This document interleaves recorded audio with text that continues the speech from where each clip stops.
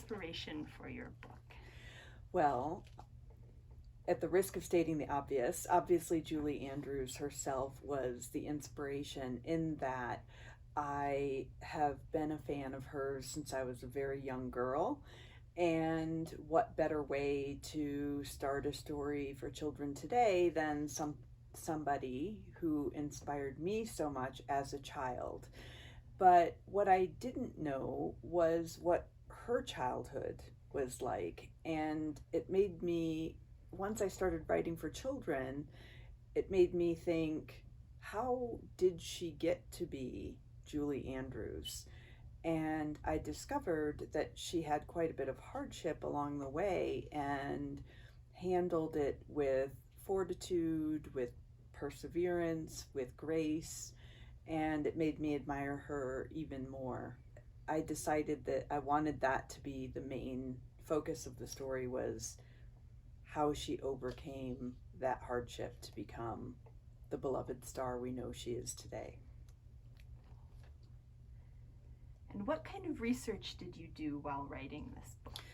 Wow, I did a lot of research. I took a trip to England and I visited not only the major places that she performed in London, but I also went to her home village of Walton-on-Thames. I went to the Surrey Historical Society to look at pictures of that village at the time when she was born and when she was young. I went and looked at I went to the Imperial War Museum to look at pictures of London during the Blitz, because she lived through that directly. And in addition to that, I listened to recordings of her singing as a child. I know all the words to every Sound of Music song by heart, but I hadn't listened to a lot of her recordings from when she was young. And I listened to and watched probably hundreds of video interviews with Julie. And most importantly, I read as a primary source her memoir, Home, which is a memoir of her early years. And I would highly recommend that book to anybody who loves Julie Andrews. And what is your writing process? That's a good question.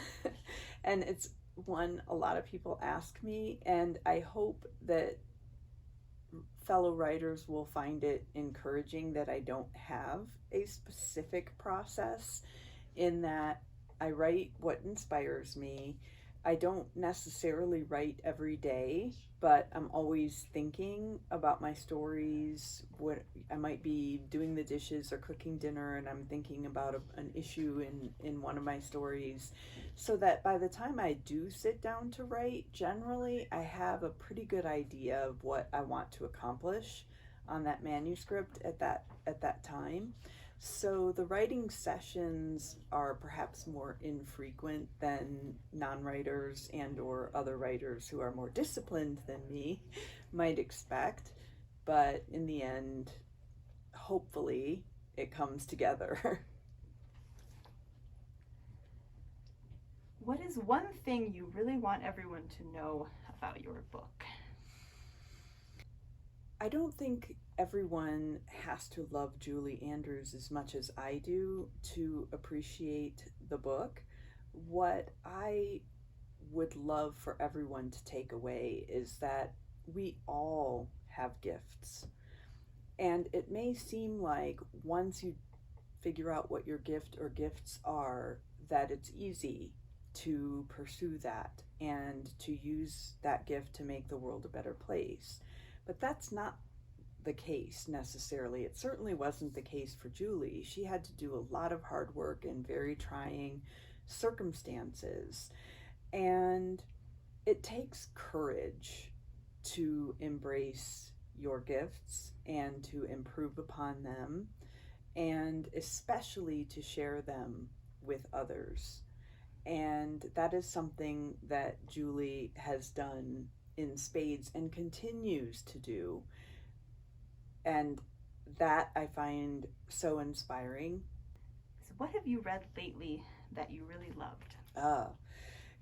That's such a hard question because I read so much, but just if I limit myself to picture books, since that's what I've written and we're in the children's section, I know it's going to seem contrived, but this book, The Enchanted Symphony, which is written by Julie Andrews and her daughter Emma Walton Hamilton and illustrated by Ellie McKay, is absolutely beautiful. It's a gorgeous book, and it's based sort of loosely on a true story, and I just think that it's lovely.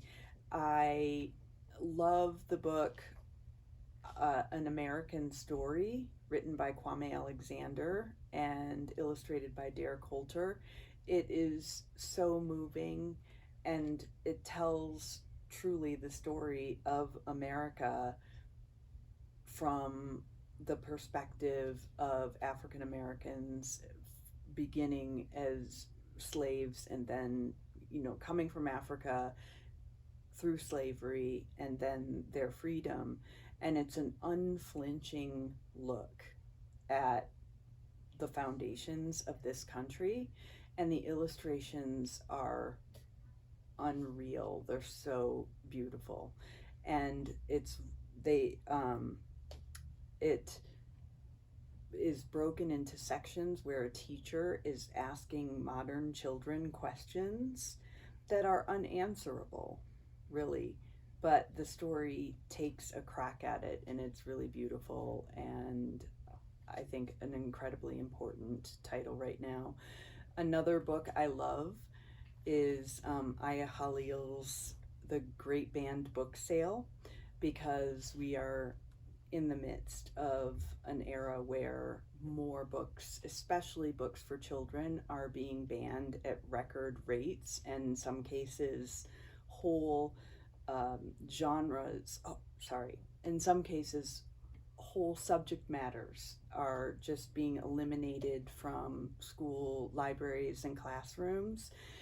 And I love that book because it comes from the perspective of one child who can't find books that represent her heritage in the library anymore, and what they do to fight back against it. So it's so relevant. And then lastly, can you read a short passage from your book? I would love to. This is my favorite passage in the book, both because of the words, but also Ilaria Urbanati, who's the illustrator, her incredible illustrations that represent the emotion on this page. And I'll try to turn it.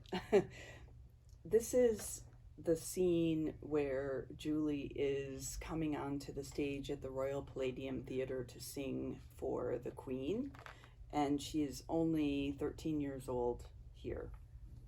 And it says, "On the evening of the performance, Julie gathered her courage, stepped into the spotlight, and lifted her voice. Her string of pearl song cascaded over the crowd.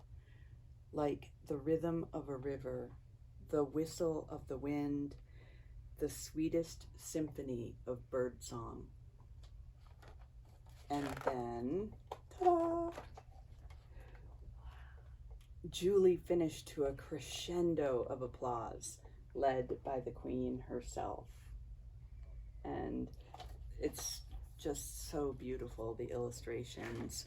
I love how, I don't know if you can see this, but one thing Ilaria Urbanati did in this book a lot is use silhouettes and symbolism to kind of indicate emotion. So if you see, there's a lot of nature and water because she grew up on the River Thames, and then down here this representation of Julie with her father.